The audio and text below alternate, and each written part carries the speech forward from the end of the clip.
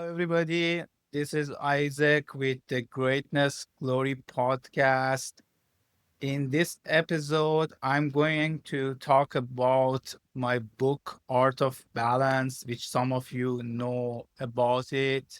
This is a book I published a while back, and I consider this as one of most important aspects of or products of my life. Here I have my friend Kevin, who is a business coach. He's a person who has a lot of passion for holistic health and he's a spiritual seeker also. We tend to speak a lot about these things. He also inspired me to finish writing this book and publish it. And he wanted us to have this two-person podcast and discuss the book. Kevin, welcome to the podcast. Thank you for being here. How are you feeling today? Thank you, Isaac. Feeling fantastic. I've been looking forward to this podcast for a while. Thank you for having me. And I'm looking forward to asking you some deep questions about your book and work. Wow, cool. Okay, let's get into it. Okay, awesome, awesome. Well, I mean, my first question is, which I've asked you privately in person before, what inspired you to talk about balance, but more specifically the art of balance, and why is it an art? Good question. See, whatever I do in my life is in a way a reflection of myself. I believe in authenticity and I also believe on talking about things and teaching about things that I'm deeply related to, resonates with me. So this book is also a product of over 20 to 25 years of my own growth in life, Mhm. deep studies with many traditions, teachers, and so on. And the reason it is called an art is because if you pay attention, if you understand arts correctly, like I am also a musician, I play Persian classical music, and maybe that's one reason I use the word. But the reason I Mhm. call it an art is because art is something subtle and it's something that it will take you usually a long time to master. For example, Yeah. anybody who has practiced anything like music, painting, you know that you need to have a long term goal working on your skills step by step. And every year you feel improvement. You don't track it daily, but you see every year when you look back, you see I made this much progress. And when I started, for example, practicing music, and I was comparing myself to my teacher, I couldn't believe that, like, after a year, my understanding of the music is totally different from when first day I was starting to learn. And it takes a lot of subtle progresses in your technique, how you Mhm. manage everything to create that skill and being able to perform that art. In the same way, this art of balance is even more complex in a way than music. It's Mhm. about all aspects of your life, how to manage everything with mindfulness to create that state of well being and Yeah. balance where you feel content, energetic, happy, and fulfilled, successful. Yes. I'm glad you brought up the word well-being because I feel like underlying theme in your book is well-being. And my question to you is like what experiences in life like led you to believe well-being is that foundation or balance rather is that foundation for well-being? What experiences sort of contributed to that understanding? See, I was born back in my home country, Iran, and I moved to US with a vision to openly talk more about my studies and philosophies and Mhm. my spirituality learnings. Yeah. And I had a very challenging life in so many ways also, especially in last 10 or so years when Yeah. I immigrated, and I had to at the same time that I am mastering my financial skills and getting used to be in a new culture and in a new country. At the same time, I had a lot of challenge to keep my own balance in terms of mental and physical health, managing my passions, not sacrificing seeking money, for example, not sacrificing my passions for it, because it gets very difficult if you are not mindful and you don't manage something like your job, your relationships. One Mhm. of them can harm the other. Yeah. Sometimes you might have this experience. You're managing your relationship, you putting too much time in the relationship, you become unsatisfied with your work, you put too much time in your work, and it damages maybe your relationship and also prevent you from efficiently following your passions. For example, for me, one of the most important aspects of my day is to dedicate myself for hours of meditation and exercise, and those are the things that help me stay in the balance, calibrate myself on a day to day basis so I can face the challenges of life. I hope I, that answers the question. I see. And as a follow-up, why now? What made you, put the book out now at this time? I intuitively felt it's the right time. I guess everything has a right timing, and I had this passion for over 15 years at least to write my first book, and this was the right time to publish it, especially because I also felt like that I am more mature in terms of my self realization and having better understanding of life and myself. Yeah. Uh, Thank you. And when I read your book, one of the first things that I noticed was your formatting of talking about the what I call the trinity of mind, body, and soul. But you not only have formatted your book in that format, but you sort of talk about the external world as the fourth pillar of balance. Why that format? If you can expand on um, the Uh, structure. Very good question. Actually, that is one of the most important aspects of this whole teaching. Mhm. The three first things are internal, and external world is external. And there is a reason that I started actually with the internal things, which is related to our life, thoughts, emotions, habits, and so many things that is discussed in the book. And Yeah. external world situations is also there, and they also affect our inner world. Like if we cannot manage our work, our business, or relationships, or other things that is discussed in the book, it can harm our inner life.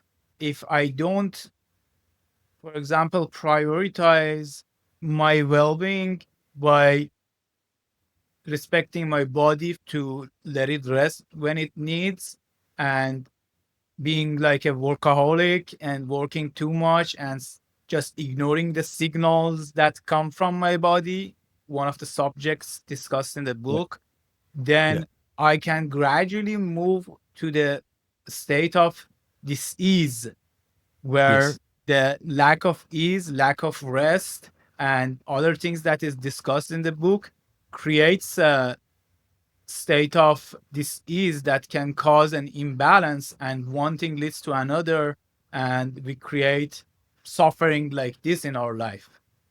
Yeah. Well, I thank you. And I remember when we first started working together last year after you published your book and I read your book, you brought up this, how like tiny imbalances can cause dis-ease.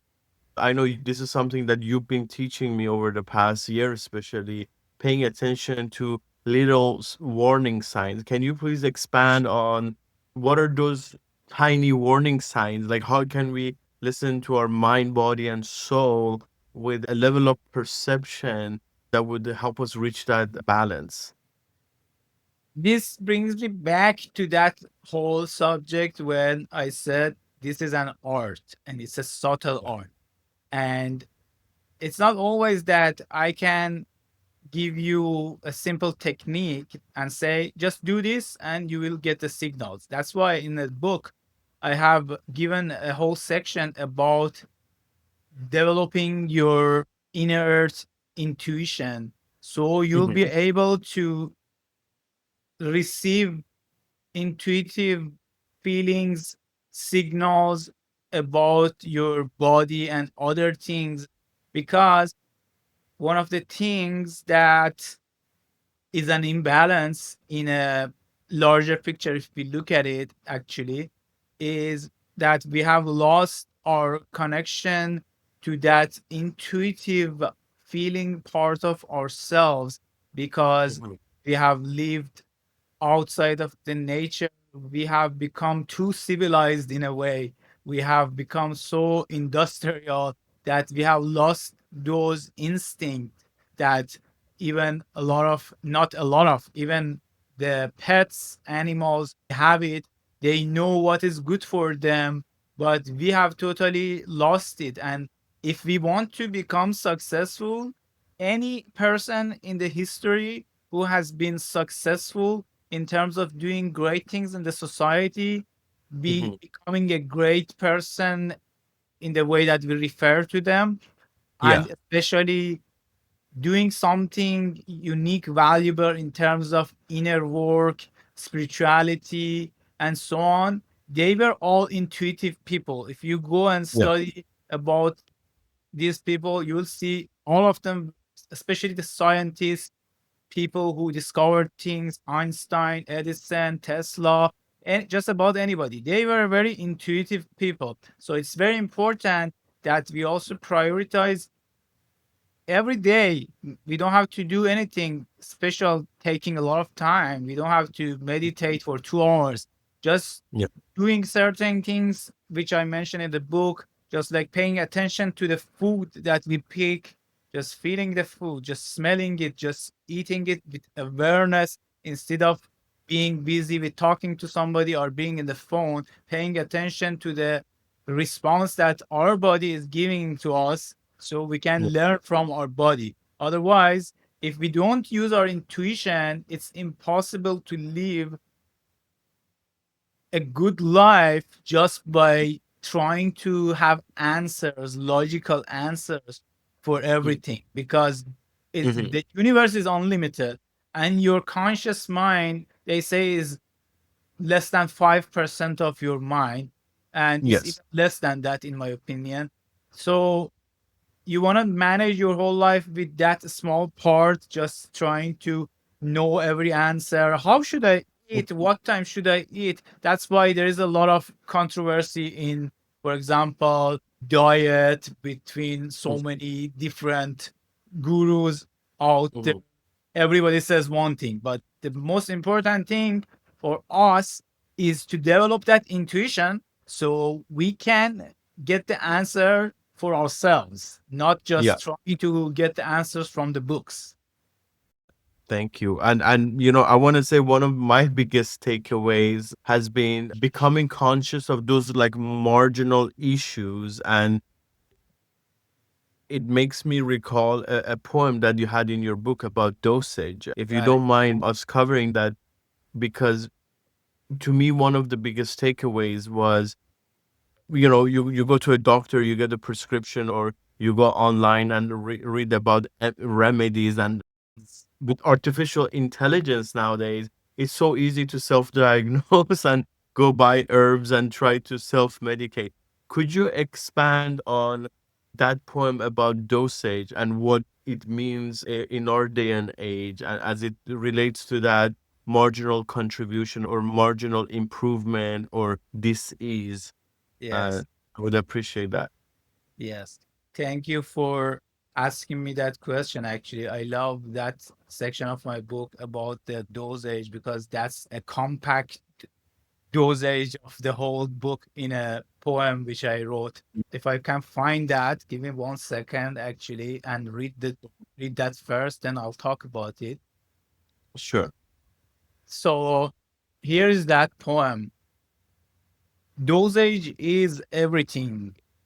Too much medicine is poison. A little poison can be medicine. Medicine taken at the wrong time becomes poison.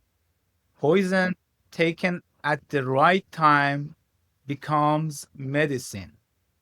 One man's poison is another man's medicine. It is all about timing and dosage. There's Yes. no such a thing as poison. There is no such a thing as medicine. Mhm. Everything can be medicine if you know how. Life is about finding the right dosage in everything. It's about balance. Balance is the key to healing and wisdom. Balance is the key to a joyful life. Water is a good thing, but too much of it can kill. Water is a good thing, but too little of it can kill. If it's too cold or hot, it can kill. As the saying goes, difference between poison and medicine is dosage. This dosage here, we tend to use it mostly in a medical term, but if you look at it, it's about anything in life. And I was inspired to use this metaphor because in Native American and shamanic cultures, there is a huge study of this concept that everything is related to keeping the balance in what you do. This dosage thing is not just about medicine or food. It can be about sex, it can be about relationships, it can be about even how much spiritual practices you do. And that's why the term balance, we need to stay in that sweet zone that creates the well being and it doesn't overpressure us, or Yeah. in another way, it doesn't let us like fall from the bottom. Mhm. Thank you for that, Isaac. And what a perfect metaphor to talk about dosage in our day and age where, we indulge in everything, whether it's social media to food to medicine, right? I heard once that even though the US population is only about 4 or 5% of the world population, we consume majority of the pharmaceutical prescription drugs, which is alarming. And that's why I love this concept of dosage and becoming conscious of that. But besides that, you are also busting a lot of myths in your book, addressing a lot of myths and misconceptions. One of them being protein. And I wanted you to please, if you don't mind, expand on, some excessive like everyday activities that we may take part in and not be aware of. Yeah, good question. First of all, the things that I have discussed briefly, for example, protein, caffeine, as a part of the section about creating balance in our eating. I'm not a medical professional. Those things are based on some facts, some scientific researches, but obviously nothing is absolute. But I wrote what I think is right, and there are thousands of other medical authorities or scientists that agree with that. I just wanted to include those things, and how they are important is that, for example, there are some myths, as you mentioned, that if we don't understand that these things are a misunderstanding and we keep doing them, then it can be also harmful to us. Just like protein, the whole notion of you need to eat a lot of dairy and protein, for example, if we study about it, comes from some intention that some food companies had in the past, trying to convince everybody that everybody needs to eat a lot of dairy every day.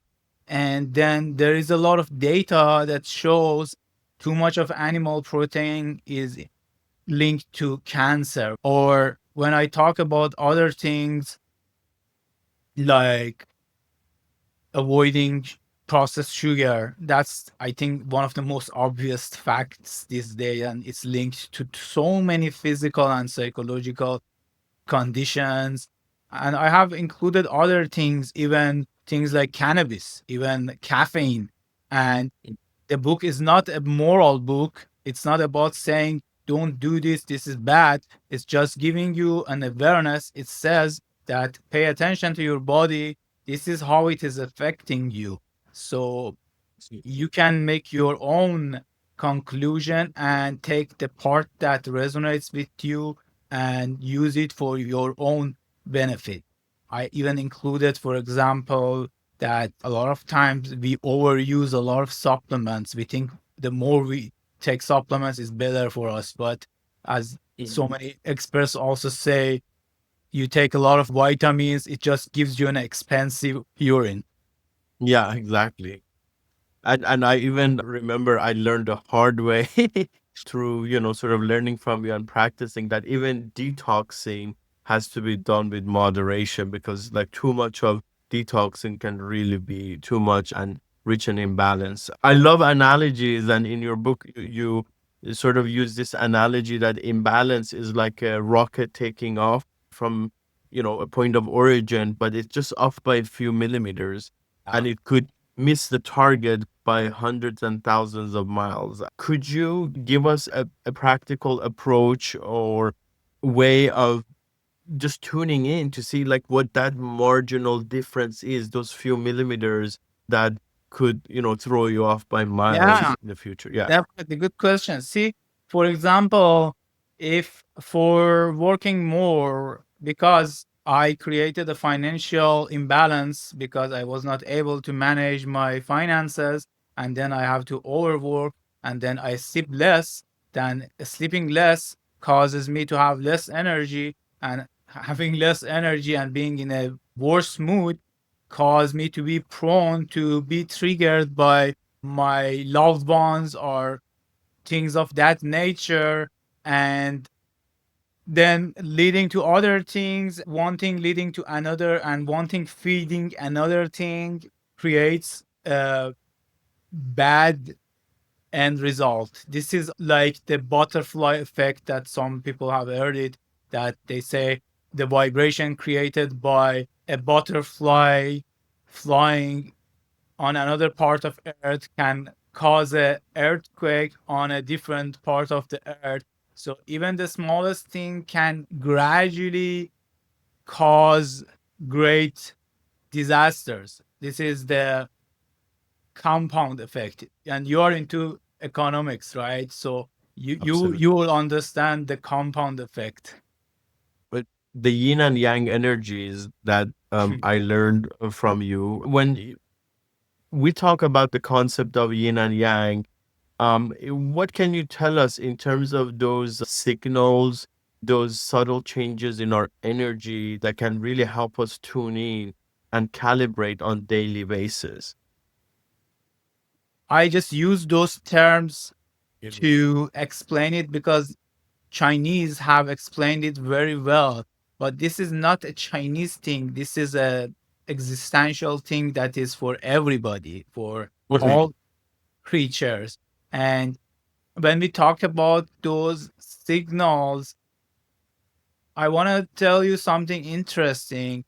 In the ancient world in so many countries, the way that the medical system, the doctors worked, they would get paid to maintain your health and prevent you from getting sick instead Mhm. of just trying to address everything after the disaster happens. How would they do it when you go for a checkup? Not the way that the allopathic medicine does it. This is not the way that I'm talking about. When you go to a checkup with a doctor, they would talk about your life. How are you feeling? How is your sleep? How is your bowel Mhm. movement?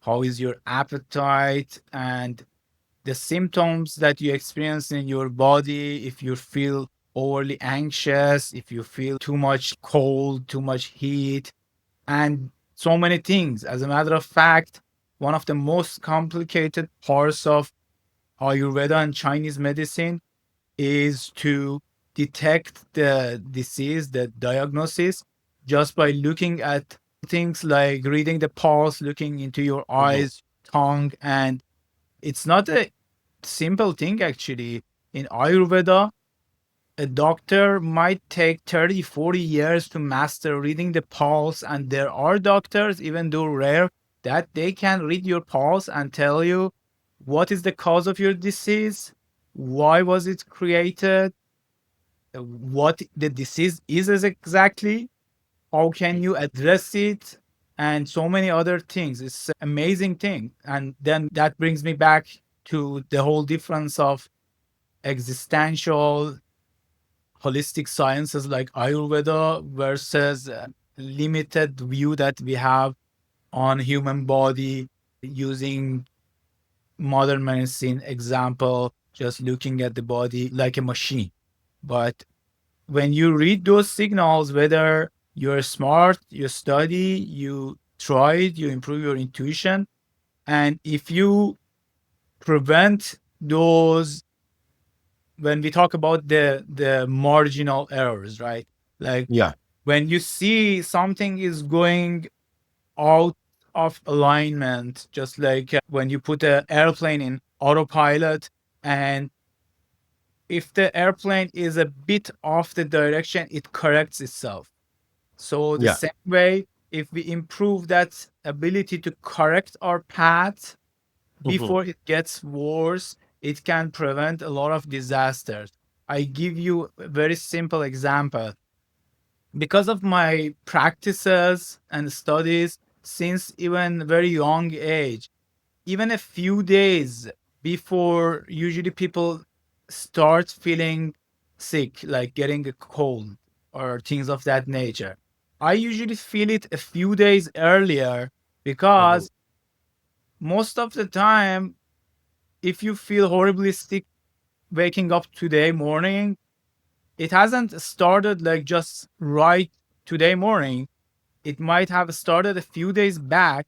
And if you're good at reading the signals and you start addressing it, start taking some good medicine, herbs, resting more, and other things, you can pretty much reduce the intensity of the disease to a high level and not having to suffer. So this is why intuition is very important for us to stay healthy and become successful and prevent a lot of unnecessary pain in our lives, right?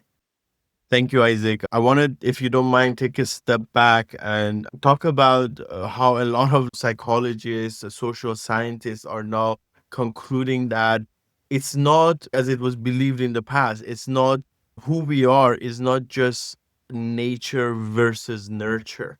It's both. And I love that about your book that you not only talk about the internal world, right? But also the external. And to that end, you talk quite a bit about relationships, balance in relationships, personal and business. And if you don't mind, like I want you to please take a few minutes to expand on what balance in relationships means and why it's important in our daily lives. Yeah, these are two questions. Let me answer the first one, which the way that you put it, nature versus nurture. That's actually a very important concept of this book, and I encourage everybody to pay attention to that part of the book, which is in the very beginning. I talked about human beings being multidimensional. As the human race grows, the collective consciousness grows, we are returning to the correct understanding of a human being, just the way that many ancient cultures believe that Mhm. it's not only our food that is affecting us, it's not only the physical body. There are so many aspects that we have, and each one affects the other one. The science didn't even believe that our thoughts can create disease and health issues. But today, this is a very obvious fact. Not only that's true, that the same way that bad food can create not feeling good, can create a bad mood, our thoughts can create a bad mood, our environment can create a bad mood. And there are multiple aspects that I have discussed in the book, which talks about different dimensions of a human being. That if we are smart, we will try to create balance in all of them. Then only we can heal, we can be successful and happy in the most efficient way. Getting to the relationship things, that's very important part of our lives. I talked in the book about a few things on the subject of relationship. One being that you need to create balance in relationships in terms of like too much attention is as bad as not giving attention. Or when you are, for example, spending too much time in your relationship, that it might be harming your other things. Sometimes I find myself that when I'm in love with somebody, I love to spend time with them. I love to have fun all day, but then one part of me is not happy. You cannot just spend the whole day having fun. You have passions. You want to practice this and that and meditate and so on. So I have to create that balance to attend to all of them in a balanced way. I understand. Cool. That's awesome and a perfect segue to that section of your book where you're talking about pleasure versus habit, right? Mhm. Where, like, for instance, we may out of habit go grab a big cup of coffee, Starbucks every day, right? And it gives us energy, it gives us focus, right? But it conditions us to seek happiness and energy from external environment instead of going internally, going inward. And I wanted to ask you, in your definition of happiness, which is being in a state of balance, in a state of flow, how did you arrive at that conclusion personally in your spiritual journey? And how can we break away from this chain of seeking happiness from an external environment instead of going internally and checking in with ourselves? Yes. See, the science even is coming to a very clear understanding of this in terms of neuroscience, for example. I recommend everybody to read the book Dopamine Nation. It's an amazing book where even according to science, we'll see that our brain wants to always be in the state of balance.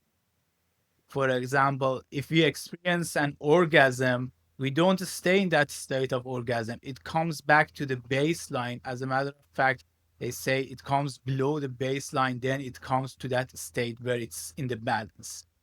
In the same way, in the book, it talks about if we create pain, that pain in a way, I'm talking about healthy pain mostly, Mhm. it can cause balance in our brain if we've been like just indulging all the time and feeling depressed. Even good things, if we spend too much time like trying to have fun all the time, even the fun loses its fun. And like the subjects that you mentioned, like even caffeine Mhm.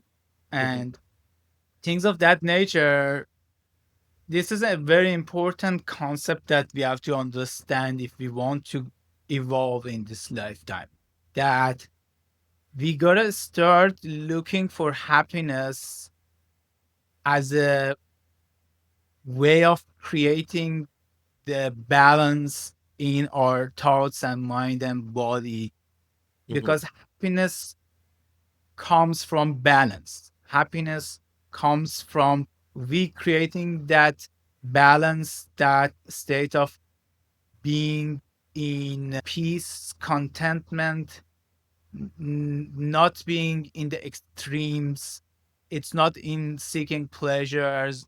This is explained by positive psychology and so many other things. This is explained in many of the ancient spiritual and religious traditions, that the happiness comes from being content, not Yeah. from seeking pleasure.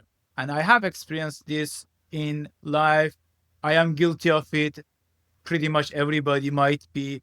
I feel not good, I feel depressed, I start picking up a habit, I start drinking too much coffee. After a while the coffee is not giving me any pleasure, it's just like a habit. When I stop it, I even feel bad, I'm not feeling happy, I cannot even function.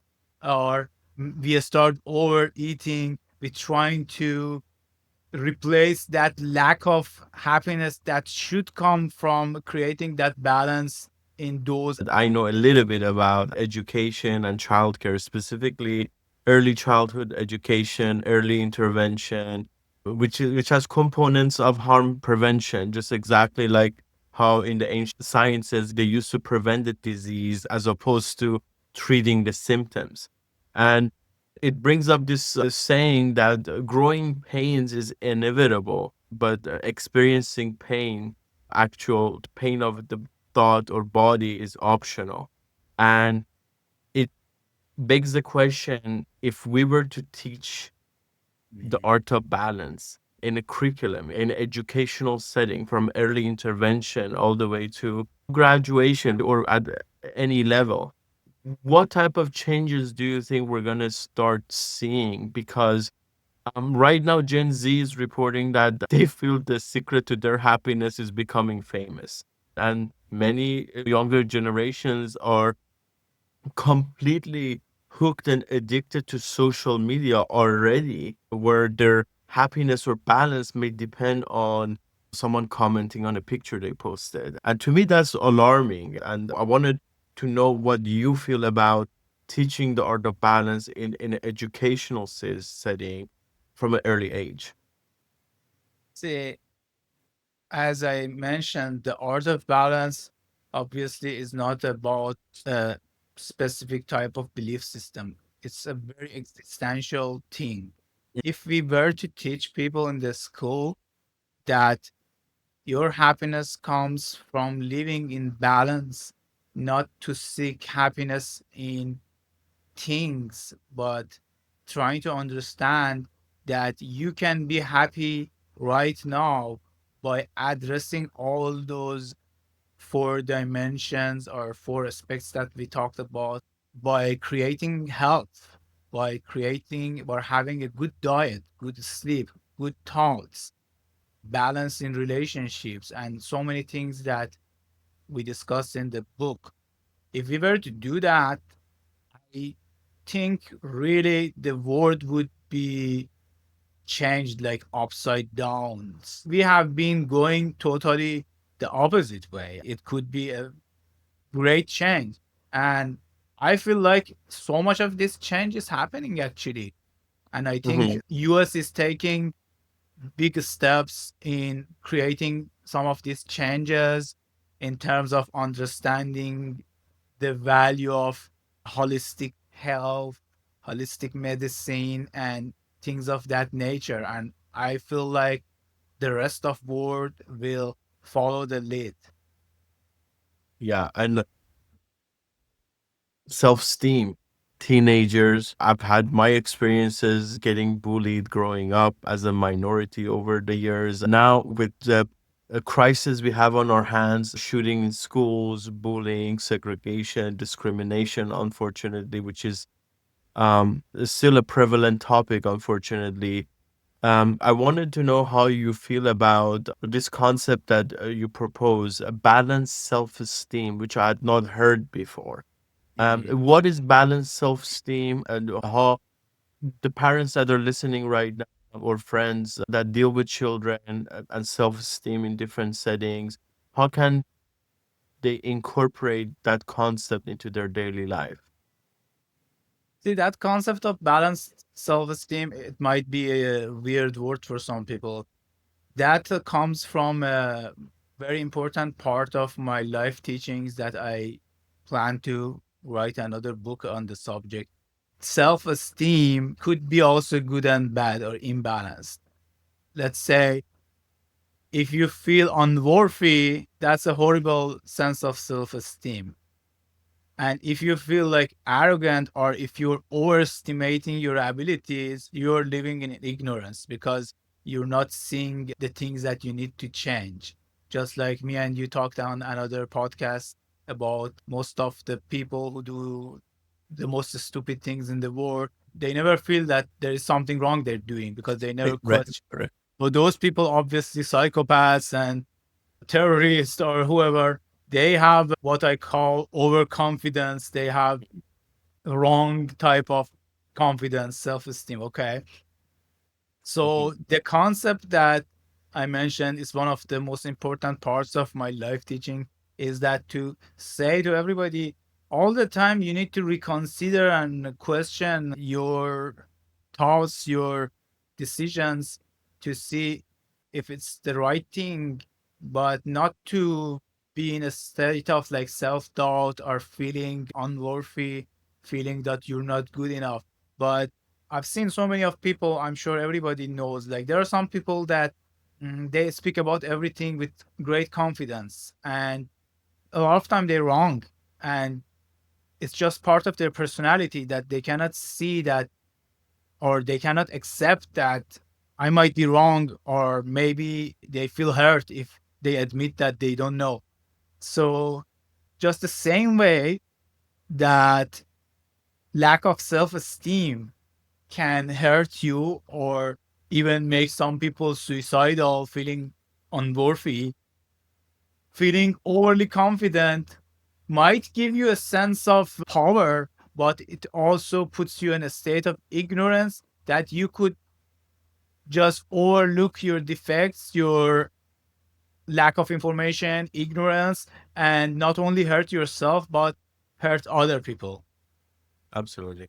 Thank you for that. I think that's very relevant in a field where I feel self development has become an animal of its own. It's almost about don't be a nice guy anymore, or the extremes, like where everybody is just trying to sell a concept without really focusing on that middle ground, the middle path. My last question, if you don't mind, in lieu of time, how can listeners acquire your book? What formats it's available in? And what's the best way for them to engage you, ask questions, and will there be any follow-up podcast? Yeah, thank you. I really enjoyed talking about this. I like to have another podcast talking more in depth about the concepts of the book. I actually already discussed a few things in my previous podcast, and I want to expand on the subjects that I teach in this book. And currently, the book is available for a very cheap price on Amazon.com, and it's on Kindle also as an ebook format, as well as paperback on Amazon.com US. And I'm creating an audiobook soon for it to make it easier for everybody to listen to it. And as I said, I like to expand even on this. There is so much more about this whole concept of balance and what it really means and why is it foundation for happiness and success, that I might even write a volume 2 of this book, but let's see how it goes. Awesome. I'm looking forward to that. And If you don't mind sharing your website also for the Yeah. listeners that may come across just the audio file on different Yeah, platforms. thank you very much for asking for that. My website is greatnessglory.com, just one word, greatnessglory.com. And I'm working on creating some time and space to put a lot more information and courses and things of that nature on my website and social media. Please contact me if you have any questions. If you're watching this on YouTube, please comment. I love to respond to your questions. Please stay in touch with me from my social media platforms. You can find all of them on my website if you go to greatnessglory.com. And it's my passion to talk more about it, just expand on these aspects. My passion is to raise the human consciousness and bring more awareness to the real nature of being in a state of contentment and well-being. Amen. And God knows there's nothing more important than that nowadays. And I appreciate your one on one coaching over the past year also. And what a great name for a website, huh? Yes. Very empowering. And looking forward to volume two, our future follow up podcast, getting more in depth with these topics. And I appreciate you and thank you for your time. Thank you, Kevin. Thank you. Bye, Thank you. everybody. I hope you enjoy your time.